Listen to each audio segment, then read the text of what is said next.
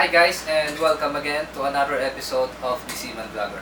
For today's vlog, we will going to answer one of the requests from my subscriber. Here is the request by Mark Jimenez. Sir, salamat sa video na to. Sir, baka pwede po yung daily test and weekly test naman po ng VHF, MFHF at Inmarsat C. Salamat, sir. God bless. So, Mark Jimenez wants to know how to test the VHF, MFHF, Inmarsat C on weekly and monthly. What we're going to do is we will complete the test. We will going to test it on a daily, daily, departure, weekly, and monthly basis. And we're going to write that on the Gmdss logbook. So, what are we waiting for? Let's begin. But if you close your eyes,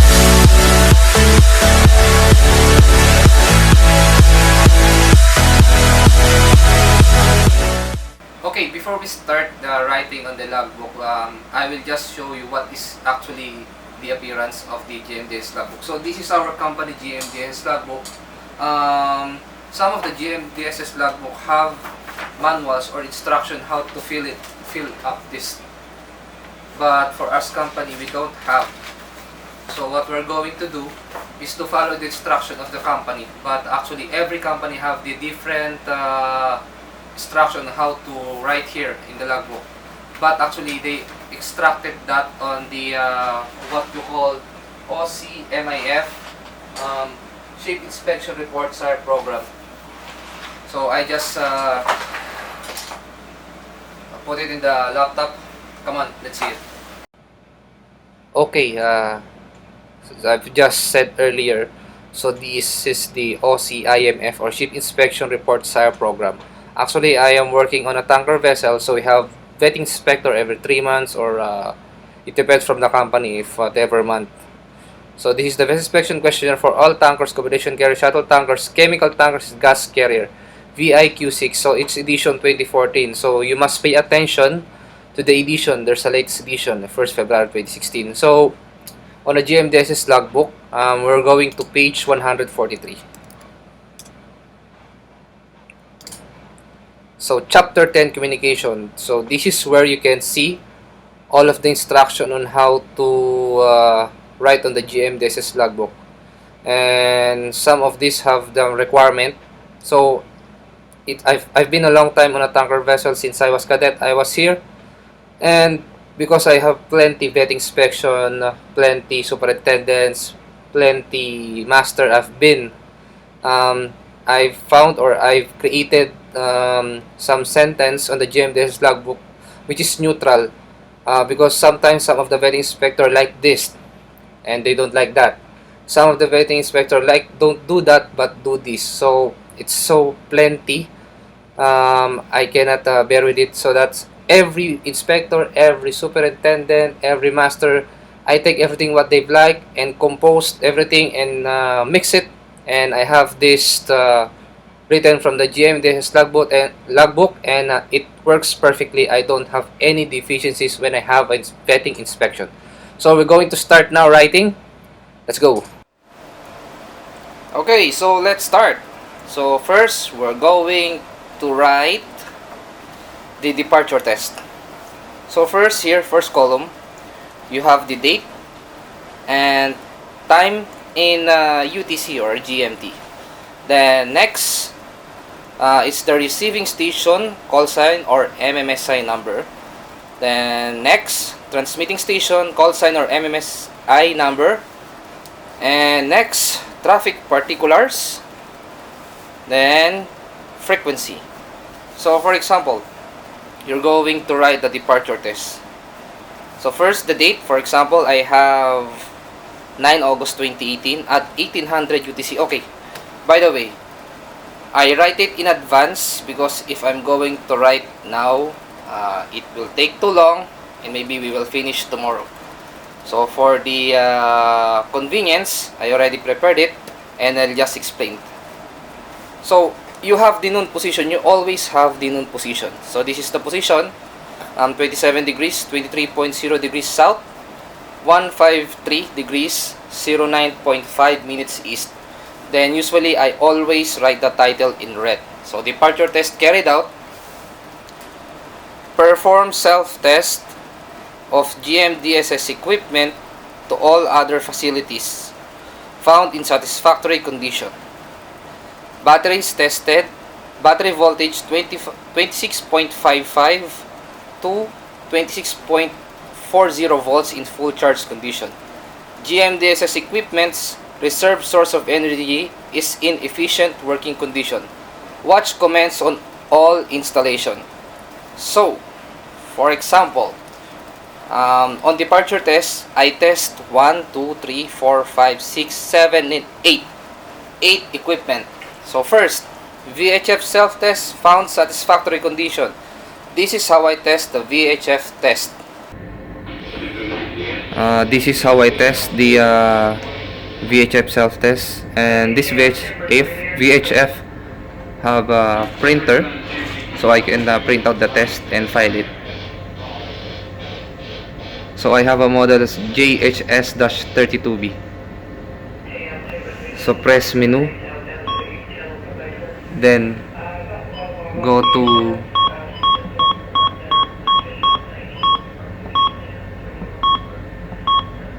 self-test for user, then enter, then loop test, enter, then stop. The result will be printing out. Then you can take that and file it.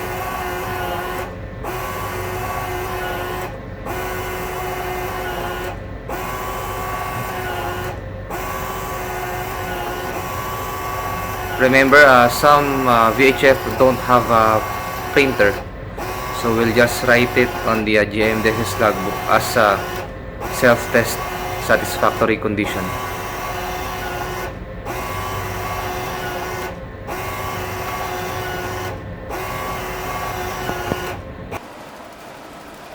Next, AIS self-test found satisfactory condition. This is how I test the AIS. This is how I test the AIS. We have a model GHS-183 AIS.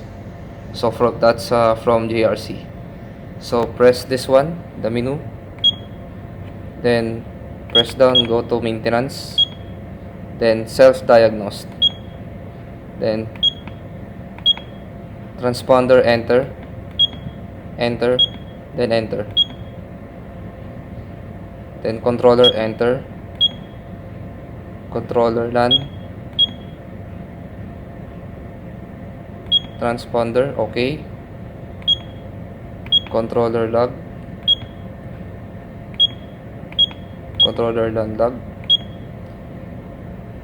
So everything test are okay.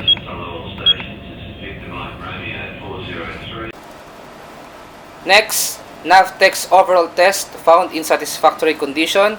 This is how I test the Navtex. So this is how I test the Navtex.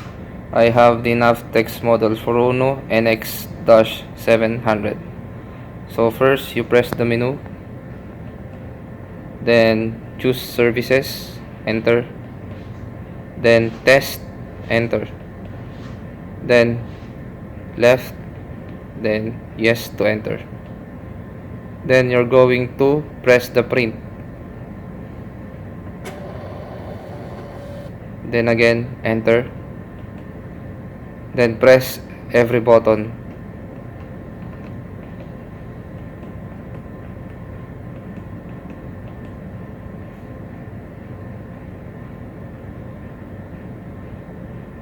and hit any key.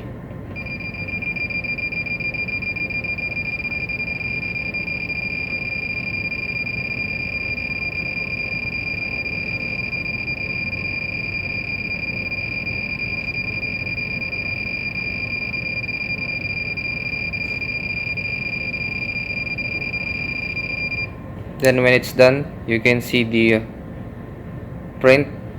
Press print.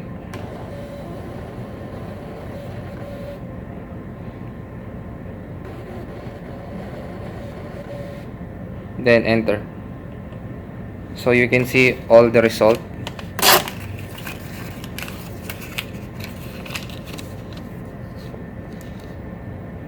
that the Navtec is okay.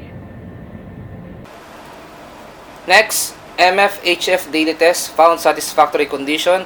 This is how I test the MFHF. This is how I test the MFHF controller, model JRC NCM-2150. So first, press the menu, then scroll down to number 6, which is maintenance.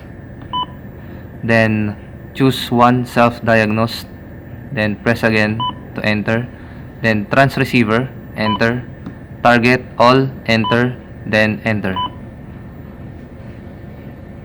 Now it will check the serial, band 1 input, band 1 tune, band 2 and something, etc, etc.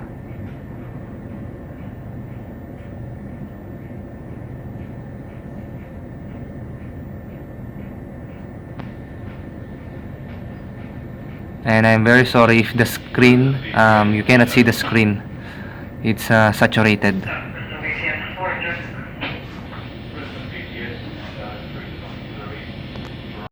Now after a couple of seconds, it will print out the result, and as you can see, everything is okay.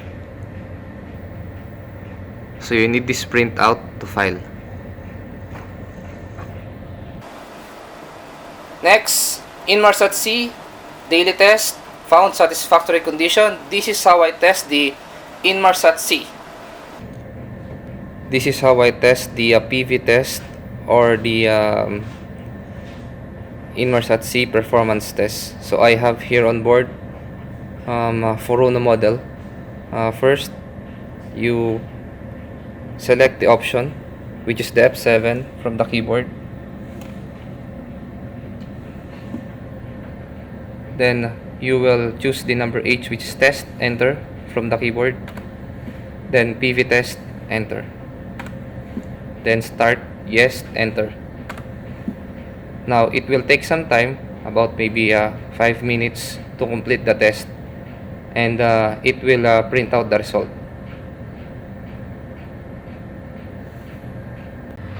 Once you've completed the Inmarsat performance test or the PV test, it will print out like this. So variable craft radio, test on channel 16 and 13. Okay, full charge. This is how I test. This is how I test the portable two-way radio telephone VHF. So I have a model of JRC JHS-7. Remember, if you're on a tanker vessel, you cannot test this outside, because as labeled at the back, it's no intrinsically safe. Do not use or charge in hazardous area. So first, we're going to test the channel 16, which is this one, and put the VHF to channel 16.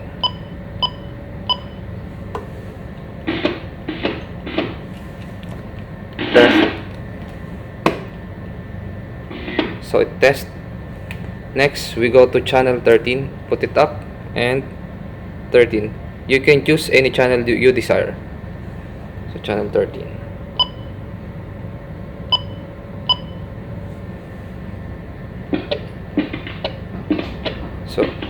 So as you can hear it, it responds.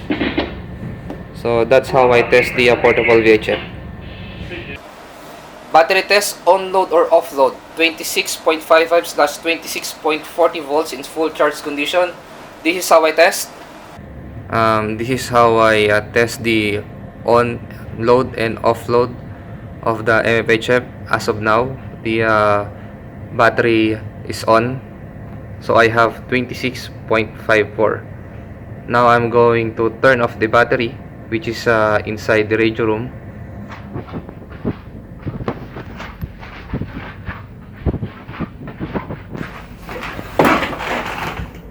So this is the switch you're going to turn off, this one.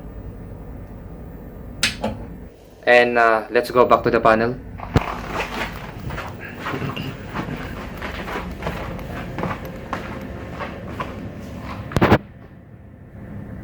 As you can see, the voltage drop. So that's how I test the onload and the offload of the MFHF. Then printer test. Printer have sufficient paper. This is how I test the printer test. So next step is to test the printer. So you're going here, press off, then press online and LF both, then turn it on.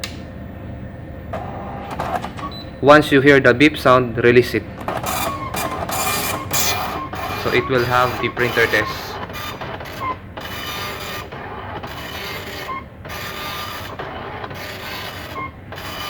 Now you must turn it off because it will not stop. And this is how I look for the sufficient paper. On a daily basis, you must check if you have sufficient printer paper.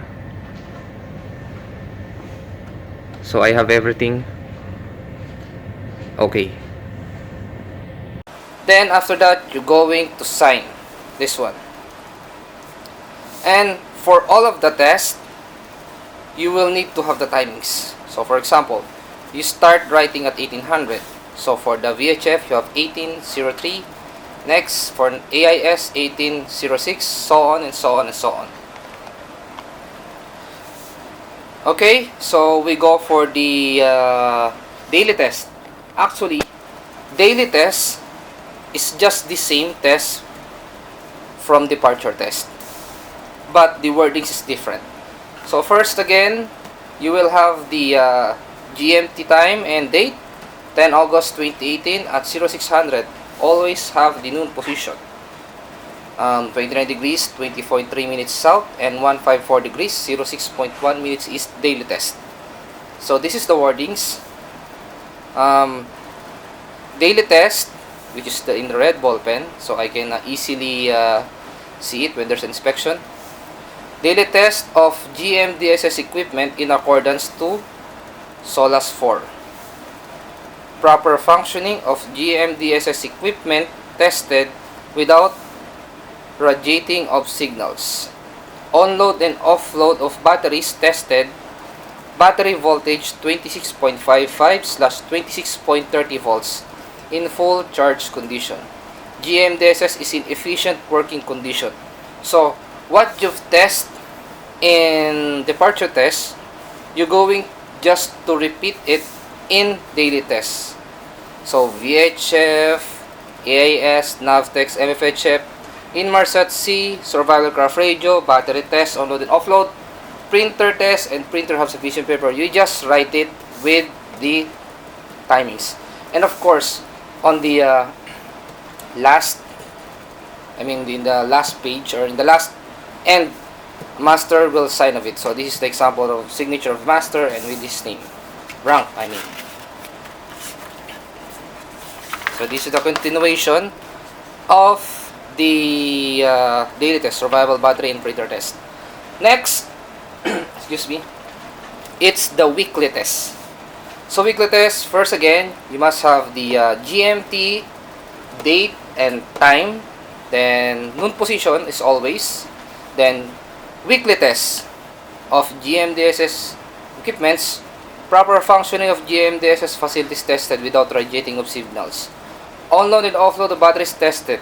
Battery voltage 26.55/26.10 volts in full charge condition. Printers including Navtec check with adequate supply of papers. GMDS equipment is in efficient working condition. So still the same. All of that you've done on the departure test and daily test, you're going to write again and test it. The only additional in weekly test is this one. So there's 3 additional, so I usually make it red so I can easily find it.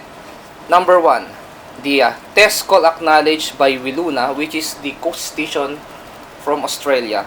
So first, the MMSI of the coast station is 0050 30001 and the MMSI of the vessel. Then when it acknowledged, test call acknowledged by Wiluna, and the frequency, it's 8414.5 kilohertz, which is like this. Okay, so my model of MFHF is JRC NCM2150. So first, let's press the menu. Then choose the number 1, the DSC non-distress call. This one is the enter. Going to push it. Then going to call type and enter. Then select SAF individual test, then enter. Then address, enter. Now I'm going to type 002711,000, which is the MMSI of Istanbul coast station. Then calling frequency, we have 2187.5, 4207.5, 6312, 8414.5, 12577, and 16804.5 kilohertz. Now I will use the 6312.0 kilohertz, then press enter, then call, press enter again, and it will transmit.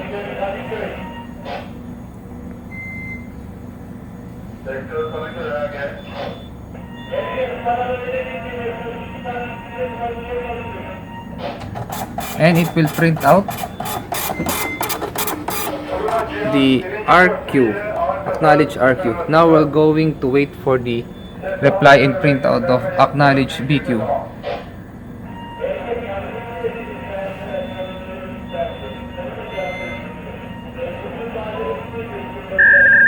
Now when you hear that sound and become louder, it means you are connecting.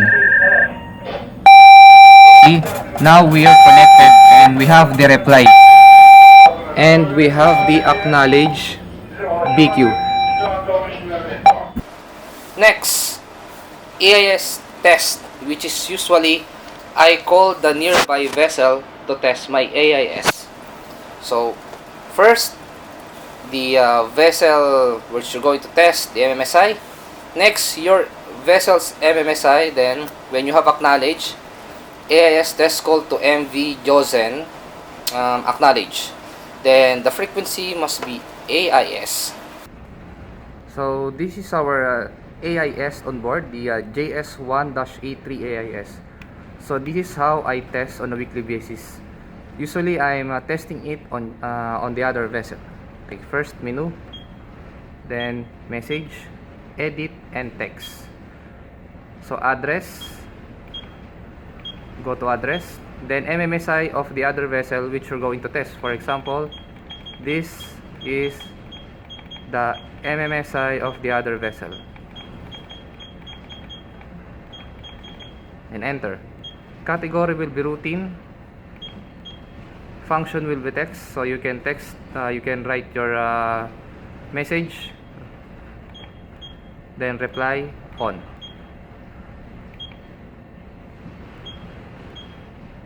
Then go to menu, select operation at sub menu, okay, enter, then edit. So put the test,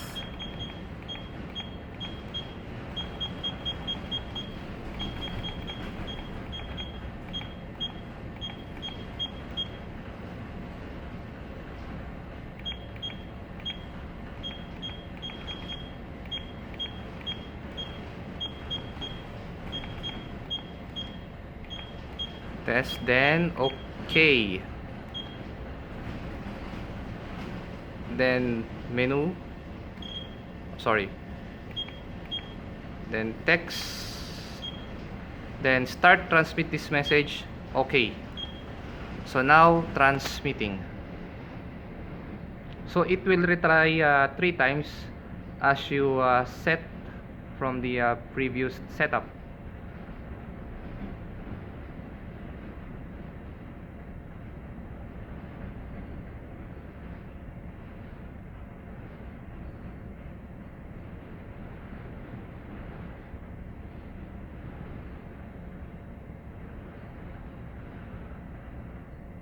Okay, usually you must have this acknowledge okay. That's why it's acknowledge NG, because I input the wrong MMSI, or actually it doesn't exist. I don't want to put the MMSI of the other vessel for their privacy. Okay, so that's how you test the AIS on board. Next, you must test weekly your VHF. So, for example, you have acknowledge VHF test call to MV Josen acknowledged by channel 16 and 14. So, the Joven MMSI and your vessel's MMSI. This is how I test the VHF to other vessel. Take note, if you're going to test your VHF to the other vessel, please call them that you're going to test your VHF. Do not just send it directly without having their permission, because they will not acknowledge. So first, you're going to menu and go to individual call edit. Now you will type the MMSI number of the vessel which you're going to send. Then when you complete it, you're going to press the call. When you press the call, it will print out. I'll show you the finished printout. The test from VHF test from the other vessel. Okay, next, monthly test. On monthly test, still the same. You must have the GMT time and date, and always have your position. Okay, then the red mark, monthly test of EPIRB and SART. Examined for sign of damage and tested, found satisfactory condition. The condition of batteries checked and they are all secured. The condition of the battery checked and they are well secured. Terminal connection and compartments checked for security and found satisfactory condition. Aerial and insulation check. So this is how I check the aerial and insulation. So this is how I check the aerial insulation, the natural vent battery room. You can check only by physical if it's okay or not.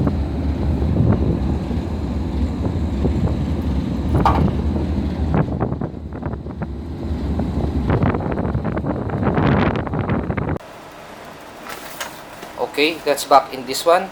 So this is how I check the antennas and terminal and compartments.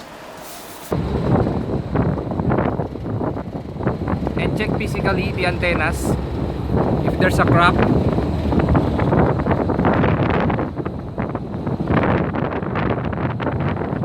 And if you see some crack or something is not good, you can report directly to the captain.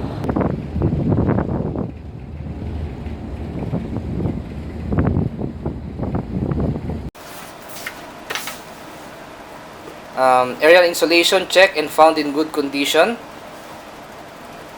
Each survival craft radio VHF equipment tested and found in good working condition. So all of these red writings, that's your monthly test.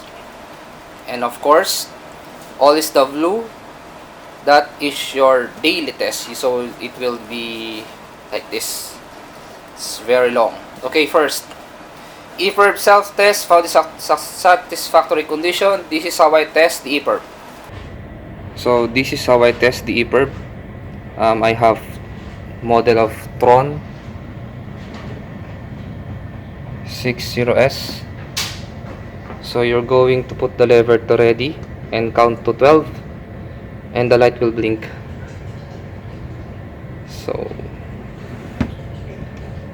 ready.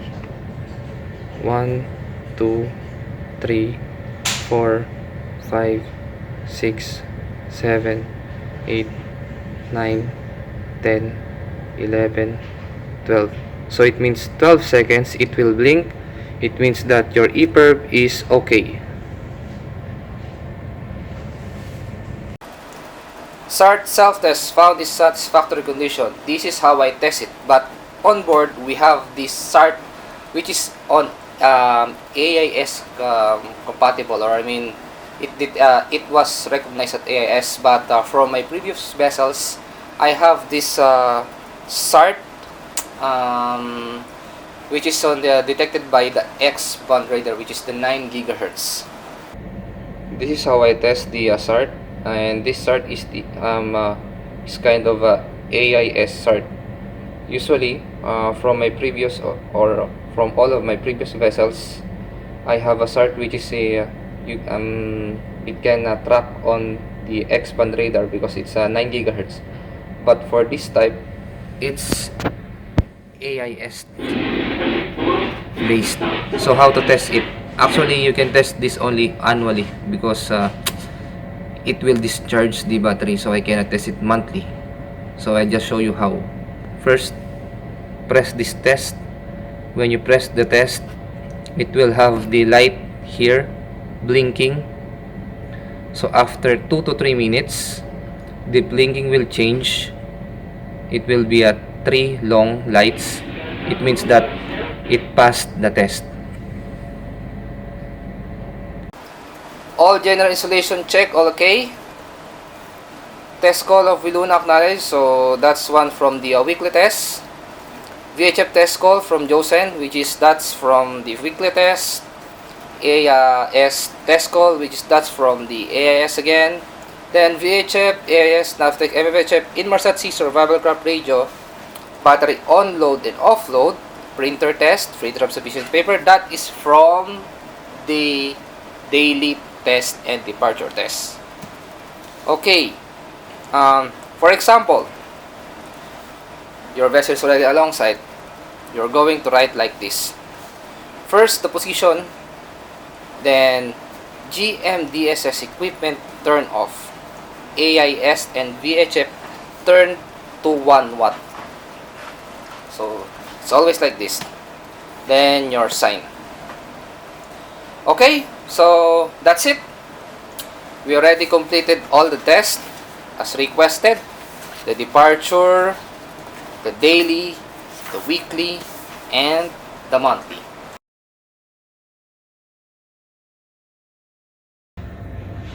And when you completed all your tests, keep all the printout and file it according to your folder here at the bridge. So this is the example of the departure test.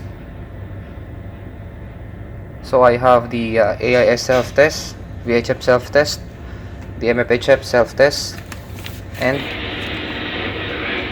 the PV test with the printer test. I have 2 PV and printout test because I have 2 Inmarsat-C on board. So this is the example of the daily test. It's just same as the departure test. All stations. This is BMR 414, Zero Tower Southport. Listen now on the VHF channel 6. For the weekly test, still the same, but you will add the test from VHF test from the other vessel and the MFHF test call acknowledged from shore or the coast station.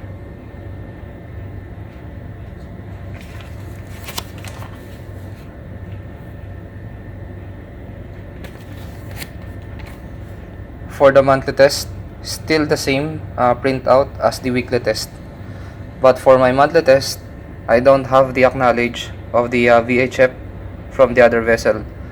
Well, it's okay. You just leave it blank and you can test it again for the next week or the next month.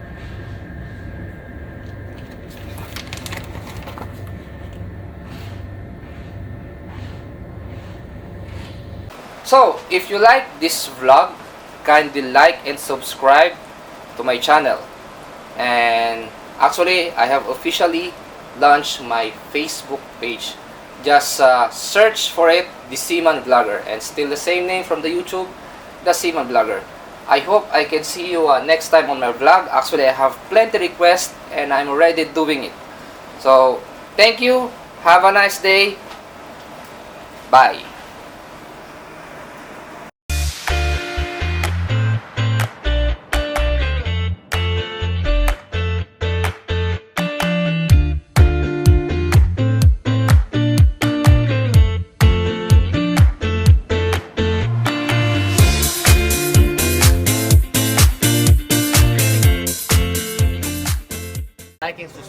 maximum brother. Okay, thank you.